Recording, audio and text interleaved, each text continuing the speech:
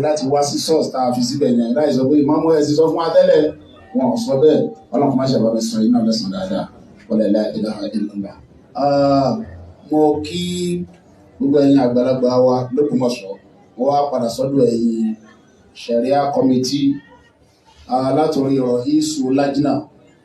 tí wọ́n jẹ́ adájọ́ àgbà ní Sharia court Ògbómọ̀ṣọ́ bàbá wa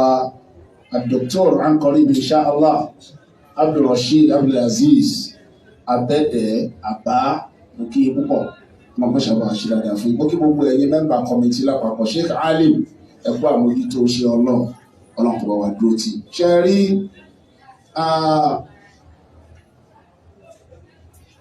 private Sharia panel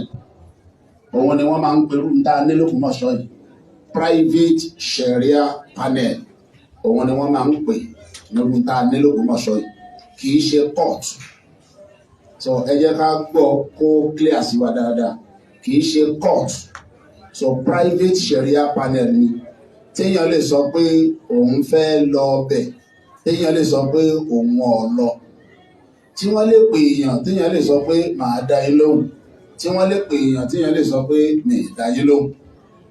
So tí wọ́n lè pè èèyàn kí wọ́n dájọ́ fún èèyàn kéèyàn sọ pé ó tẹ́ mi lọ́rùn màá tẹ̀lé tí wọ́n lè pè èèyàn téèyàn sọ pé ntẹ́ wí ò tẹ́ mi lọ́rùn mi ì tẹ̀lé torí pé ìjókòó yẹn ò ní agbára kankan láti enforce anything tó wù kí wọ́n ṣe. So mo rò pé yẹn yé báyìí ní ìsìn ó túmọ̀ sí pé gbogbo ẹni tó bá wá bí ó wá nítorí tọlọ́run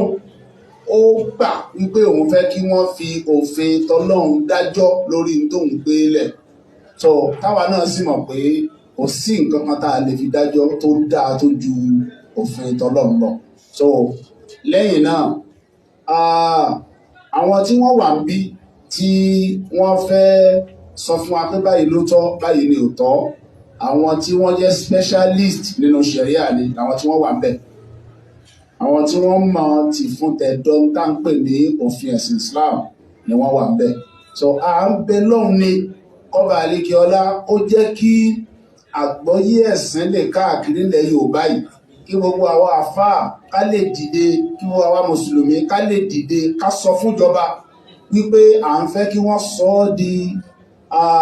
òfin ní House of Assembly wípé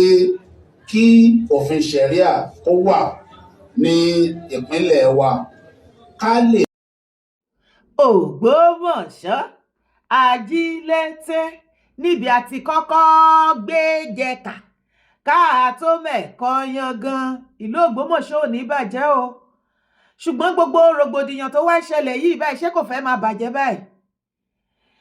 Èmi rawọ́ ẹ̀bẹ̀ sí ẹ̀yin mùsùlùmí ìkẹ́kẹ́ bí calm down. Ẹ má jẹ́ kí ọ̀rọ̀ yín kó dàbí ọ̀rọ̀ ẹlúùlú tó ń pe òjò tí kò mọ̀ wípé tí òjò yẹn bá bẹ̀rẹ̀ orí ẹ̀ ló ti máa bẹ̀rẹ̀ orí ẹ̀ ló máa parí sí. Ṣé rí gbogbo nǹkan tá ẹ fẹ́ dá sílẹ̀ yìí tó bá délẹ̀ tán mo fẹ́ kẹ́ mọ̀ wípé kò yọ ẹ̀yin náà sílẹ̀ àti fámìlì yín o ojú everybody jọ máa bó ni o. Ó dàbí ìgbà tí ẹ múra kankan lórí ọ̀rọ̀ Tani Ọlọ́run ní lásì ẹ̀ tẹ́lẹ̀ ní gbọ́ ẹ̀yin àfà tẹ́ ẹ̀ dà lọ sí kóòtù yìí tẹ́ ẹ̀ dàbọ̀ tí gbogbo yín náà ṣán lọ́ọ̀láì tá à ń sọ fún yín wípé kí là ń pè lẹ́sìn tí ò bá ní ìfẹ́ toríṣiríṣi ìṣẹ̀lẹ̀. Mo sì sọ fún yín nígbà náà mo ní nǹkan tẹ́ ẹ̀ ṣe yìí á lẹ́yìn o nǹkan tẹ́ ẹ̀ ṣe yóò máa lẹ́yìn fún yín ṣé kò padà lẹ́yìn báyìí. Ṣé ẹ mọ̀ wípé ẹ̀yin lẹ lọ tó róró àwọn oníṣẹ̀ṣe nírú báyìí ẹ wo gbogbo oríṣiríṣi tó ń ṣẹlẹ̀ ní online.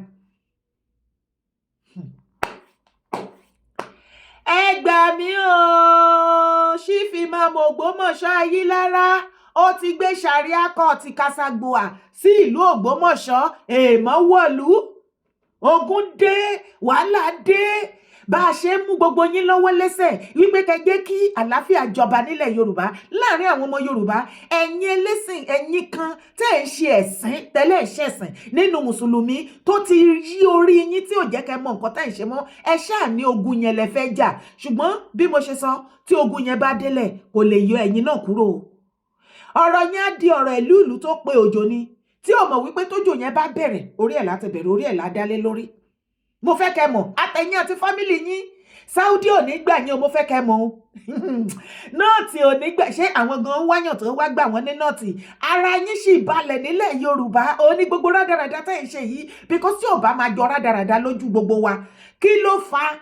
sharia court ní ìlú Ògbómọ̀ṣọ́, even lásìkò tí gbogbo rògbòdìyàn ń ṣẹlẹ̀ ní ìlú Ògbómọ̀ṣọ́ lórí ọ̀rọ̀ Ṣọ̀ún ò ṣe Ṣọ̀ún láàrin Ọba Ghandi àti Ayilara family àti Chief Imam Ògbómọ̀ṣọ́. Ṣé àsìkò tí ò bá jọ wípé Ṣọ̀ún Chief Imam yìí àtàwọn tó ń tì lẹ́yìn, tí ò bá jẹ́ wípé wọ́n ní nǹkan kan tí wọ́n fẹ́ achieve, tí ọ̀pọ̀lọpọ̀ ẹ̀yin mùsùlùmí òtítọ́ àti tòdodo tẹ́ ẹ mọ̀ wípé ẹ ti kọ́kọ́ mọ ilẹ̀ Yorùbá kẹ́ ẹ tó mọ ẹ̀sìn, àwọn nǹkan kan wà tí ẹ ò mọ̀ tí Chief Imam yìí wà tó wọ́n mú pé kó front ni, wọ́n ti test ẹ̀, wọ́n ti test run ẹ̀, wọ́n ti rí wípé ó stubborn, ó dẹ̀ gúdù, ó lè defend owó tó fi ṣe ogun rán, a tó fi ṣe ogun rán lórúkọ tẹ́mi máa sọ Chief Imam Ògbómọ̀ṣọ́. Àwọn tí wọ́n ti lẹ́yìn nínú ẹ̀sìn pé kó máa jó nìṣó, wọ́n ti mọ̀ wípé ó tó ṣe, òun ni wọ́n ṣe fi síwájú. Ìwọ náà tó sì ṣe, má wọrí o Chief Imam. Ó ti rí ẹni tí wọ́n bá forí ẹ̀ fún àgbọn kì í dúró jẹ́ ń bẹ̀ tówe yẹn bá yí ẹ. Tó bá délẹ̀ tán fún ẹ, sórí gbogbo àwọn tó tì ẹ́ lẹ́yìn, ò ní rẹ́yọ èèyàn kan bẹ̀. Ó sì ń dùn fún ẹ báyìí, ó ń rí ṣe àbí? Kí ni Chief Imam Ògbómọ̀ṣọ́ jẹ yọ ẹ̀yin ọmọ ìran Yorùbá tí ó wò sùn pé òkè pẹ̀lú gbogbo oríṣiríṣi tó ń ṣẹlẹ̀ nísìn, sharia court òun ló fẹ́ wá gbé sí Ògbómọ̀ṣọ́? Gbogbo ẹ̀yin Chief Imam ilẹ̀ Yorùbá, ẹ̀yin àgbàgbà ẹ̀sìn ẹ̀dẹ̀rọ wípé kíní yóò ní dá wàhálà lẹ̀. Bá ti gé yín lọ́wọ́ là ń bòrùka, mo kíwa mo kíwa gbogbo ibikíbi tẹ́ bá wà tẹ́ tí ń gbọ́ mi àbí tẹ́ tí ń wò mí. Orúkọ tèmi ò yí padà rárá, Yèyé Dára Kowee kò ó lè mí jẹ́. Ṣé bí fídíò tẹ́ gbé wọn tí mo gbé wọlé nísìn, lísìn sí dáadáa, wàá rí àlàyé lẹ́nu Chief Imam Ayilara yẹn tó ń sọ wípé àwọn gbé sharia court kalẹ̀, àwọn sì ń rawọ́ ẹ̀bẹ̀ fún gbogbo mùsùlùmí nílẹ̀ Yorùbá kí wọ́n pass ẹ̀ sí House of Assembly, kí wọ́n fi sínú òfin, kí wọ́n bẹ̀rẹ̀ sí ní dá sharia court sílẹ̀ ní ilẹ̀ Yorùbá. Ẹ dẹ̀ rò wípé á pè yín àbí? Jọ ìwọ tó jẹ́ mùsùlùmí tó ní kò sí nǹkan tó bá dé ńbẹ̀, mo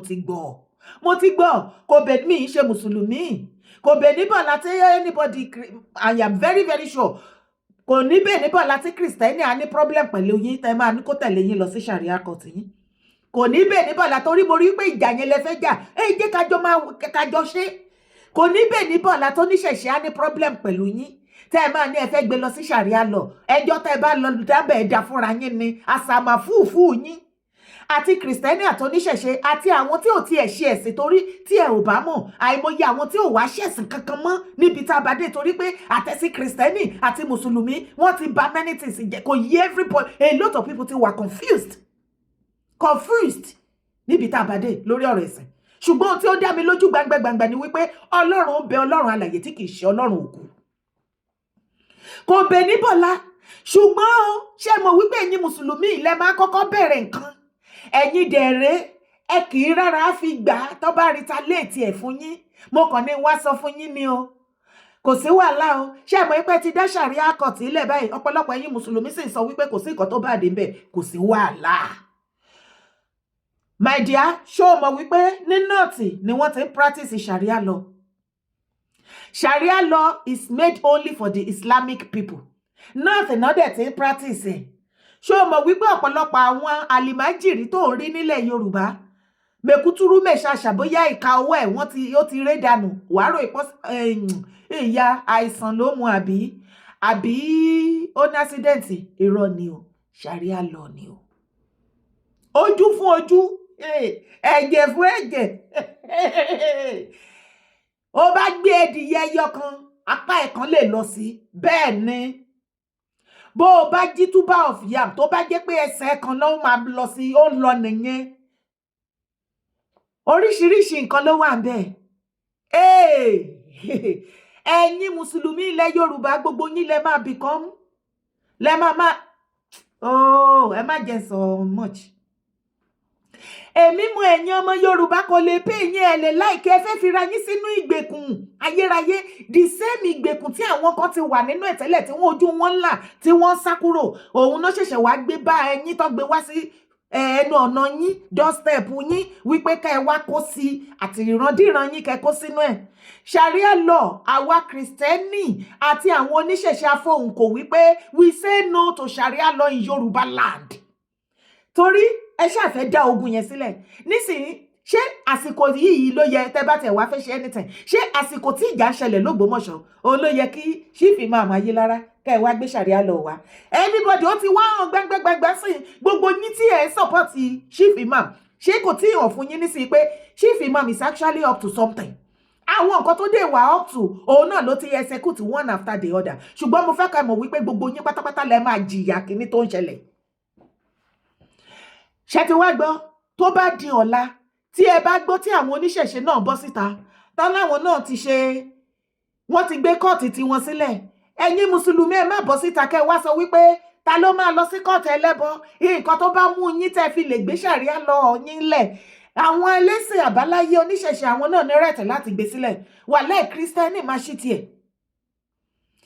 Kristẹni máa ṣí tiẹ̀ wọn wá ní àwọn oníṣẹ̀ṣe ò ní gbé tí wọ́n kalẹ̀ nísìnyí kan máa gẹ̀rẹ́sì ẹ̀ kí ẹ̀yin mùsùlùmí ní anybody ẹ gbọ́dọ̀ lọ́bẹ̀ ẹbọ ni wọ́n mọ̀ sí bẹ̀ ṣe mọ̀ pé tó ti kọjá yé yín ṣe mọ̀ pé yín lẹ máa ń gbé ìgbálẹ̀ tán fi máa ń bá yín fọmọ sí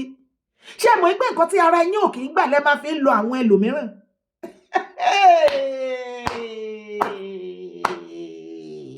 ẹjọ́ kí ni religion fẹ́ sọ ilẹ̀ Yorùbá dìbàyà máa ṣe kan ṣé ìdẹ̀rọ̀ wípé Nàìjíríà ò ní pín sí kò tí ẹ̀ wáyé yàn ní pínpín yẹn gan bóyá religiously ló fi máa pín ni o tó já wípé mùsùlùmí wà báyìí Kristẹni ok ibo wà ní ti tradition wa àbí wọ́n join Christian àti tradition wọ́n join it together mùsùlùmí wà báyìí àbá pín sí mẹ́ta hey kí ló máa wá pín Nàìjíríà yìí tó ló ti ṣóòjù wípé Nàìjíríà máa pín yẹlẹyẹlẹ àwọn ṣé erí Chief Imam máa ń kó wọ̀nyí àwọn tó ń gbé Sharia law bọ̀ yìí wọ́n mọ̀ àwọn gan èmi gan ti rí nínú ìwà àtìṣe yín wípé ti mọ̀ wípé Nàìjíríà máa pín ṣùgbọ́n ẹ kọ́kọ́ fẹ́ pín ilẹ̀ Yorùbá yẹlẹyẹlẹ kí majority side of ilẹ̀ Yorùbá kó bọ́ sí ọ̀dọ̀ àwọn Northerners ẹ kó wọn ẹ má tiẹ̀ jẹ́ kí ogun ẹ má dá ogun yẹn sílẹ̀ débi tí ẹ̀jẹ̀ á ṣàn ẹ̀yin ẹ tiẹ̀ kó gbogbo àwọn tẹ́ bá mọ̀ wípé ó jẹ́ ti mùsùlùmí yín tẹ́ fẹ́ kó jọ ẹ̀yin pẹ̀lú àwọn Northerners ẹ máa kó wọn lọ látọ̀dọ̀ ti tèmi wàláì tẹ́ ẹ̀yin Yorùbá ò bá mind kò sí nǹkan tó bá dé ńbẹ̀ kò rújú wàláì mo yọ̀ǹda ẹ máa kó wọn lọ ẹ̀yin ẹ fi ti ẹ tiẹ̀ ẹ kóra yín lọ ẹ lọ sí nọ́ọ̀tì ẹ wá ní jọyìn nọ́ọ̀tì kẹ́ ẹ wá ní pé ilẹ̀ Yorùbá lẹ fẹ́ máa gbé rárá o ibi tó gun yẹn náà ti máa ṣẹlẹ̀ nìyẹn kí ọ̀rọ̀ mi kó lè yé yín dáadáa ẹ tún wá gbọ́ fídíò ẹ̀. mo kí bàbá wa àlejò wa pàtàkì lónìí bàbá wa Dr. Saka Adégbìtẹ́ Balógun mo kí púpọ̀ ọlọ́run balẹ̀ kí lápọ̀ṣẹ̀ jàre yín pẹ́ kì í ṣe bá a wí fún yín tẹ́lẹ̀ ṣùgbọ́n dídí yín àpọ́nlé ló kó bá wa ó ṣe pé yín lẹ sí ọ́fíìsì yìí ó pọ́n wa lẹ́jú kẹlòmíì sí lọ ọba àdékọlá máṣe bá wa dúró tì í ntẹ́ ń fẹ́ táwa náà ń fẹ́ tí gbogbo wa ń fẹ́ tá à ń retí yẹn láìpẹ́ láì jìnnà ọlọ́run bá wa fún tẹ̀lú ọlọ́run bá wa fún yín. wàhálà ti dé ṣé ẹ ti gbọ́ nǹkan tó sọ ṣé ẹ gbọ́ nǹkan tí Chief Imam yẹn sọ ó ní àwọn gbà ládùúrà pé nǹkan tí àwọn ń fẹ́ pé ó máa tètè tẹ̀ wọ́n lọ́wọ́ tí wọ́n ń retí tí wọ́n ń gbìyànjú lé lórí ẹbẹ́ mi béèrè lọ́wọ́ Chief Imam àti gbogbo àwọn tó wà ń bẹ̀ àtàwọn tó ti Chief Imam Ayilara lẹ́yìn kí ni nǹkan tẹ́ ti iṣẹ́ wo lẹ́ ṣe sẹ́yìn tẹ́ ń retí ṣé Chief Imam Ayilara Ògbómọ̀ṣọ́ ṣó fẹ́ kógun jalẹ̀ Yorùbá ni ṣé ẹ̀yin ni machineries torí amọ̀ yín tó bá ti fi ẹ̀sìn brainwash yín ṣé ẹ rántí bọ̀bọ́ kan tó mú àdó olóró tó fi wọnú plane lọ́jọ́sí tó fẹ́ pa ogunlọ́gọ̀ àwọn èèyàn nínú plane tí wọ́n padà discover bọ̀bọ́ yẹn ṣé kìí ṣe irú ìṣẹ̀dá bẹ́ẹ̀ ni bọ̀bọ́ tó ń pè ní Chief Imam Ògbómọ̀ṣọ́ yìí kí ni nǹkan tí wọ́n ń retí kí ni bọ́tì tó ń tẹ̀ lẹ́yìn ẹ̀yin ọmọ Ògbómọ̀ṣọ́ tí yín ti bá yín o Ògbómọ̀ṣọ́ ajílété níbi tí ẹ ti kẹ́kọ̀ọ́ gbé jẹ́ka kẹ́ ẹ tó mú kan yan gan ẹ ti wà lórí ẹ lọ máa tẹ ṣífì máàmù ilé nínú o. Kí ni nǹkan gan-an tí ṣífì máàmù tó ní òun fẹ́ gbé kalẹ̀ tí wọ́n ń retí tó máa tètè tẹ̀ wọ́n lọ́wọ́ tó lè jẹ́ pé ṣàríà kọ̀tì ló kọ́kọ́ wá fi ṣáájú yìí? Kí ni wọ́n ń cook? Ṣé kíní yìí ò máa sáǹdì bẹ́ẹ̀ ni wípé nǹkan ti ń ṣẹlẹ̀ lẹ́yìn tí ìwà tèmi ò mọ̀? Ó dẹ̀ mọ̀ wípé mufti ìyẹn ti recruit àwọn èèyàn, Lakurawa ní nọ́ọ̀tì ìyẹn recruit àwọn bọ́ìsì, mufti Ìwó àtọ́lúwò wọ́n ti dá ibi tí wọ́n ti training ground wọ́n ti dá sílẹ̀ ní Ọ̀ṣun state níbi tí wọ́n ti ń kọ́ àwọn ọmọ níbi wọ́n ṣe máa jagun. Ṣífì máàmù Ògbómọ̀ṣọ́ dẹ̀ ń sọ fún yín sí pé ohun tí wọ́n ń gbìmọ̀, ohun tí wọ́n ń pèrò, iṣẹ́ tí wọ́n ń ṣe lẹ́yìn láìpẹ́ Ọlọ́run á gbà fún wọn, á wá sí ìmúṣẹ. Kí ni nǹkan náà ọmọ Yorùbá? Ọmọ Yorùbá. Ṣé Ṣífì máàmù fẹ́ dáná sun ilẹ̀ Yorùbá ni? Ọ̀rọ̀ táwọn máa ṣẹlẹ̀ yìí, ẹ̀yin mùsùlùmí òdodo kẹ́ ẹ ti kọ́kọ́ mọ̀ wípé ẹ ti mọ ilẹ̀ Yorùbá, kẹ́ ẹ tó mọ̀ nǹkan tó ń jẹ́ ẹ̀sìn, ẹ ṣe jẹ́ ká kọ́kọ́ dìfẹ́ǹdì ilẹ̀ bàbá wa. Tí gbogbo rògbòdìyàn tẹ́ ń kúkú yìí tó bá sọ̀kalẹ̀ tán, kò máa ń ṣe kìrìsìtẹ́nì nìkan ló máa dé bá, kò máa ń ṣe oníṣẹ̀ṣe ẹlẹ́bọ tẹ́ máa ń pè lò nìkan ló máa dé bá. Gbogbo wa àti mùsùlùmí ni. Àbó ò rí nǹkan tó ṣẹlẹ̀ ní nọ́ọ̀tì ni? Ṣé bí wọ́n ti ń pa wọ́n? Ó gbọ́ lẹ́nu ọjọ́ mẹ́ta ipá àwọn àtìláwí wọ́n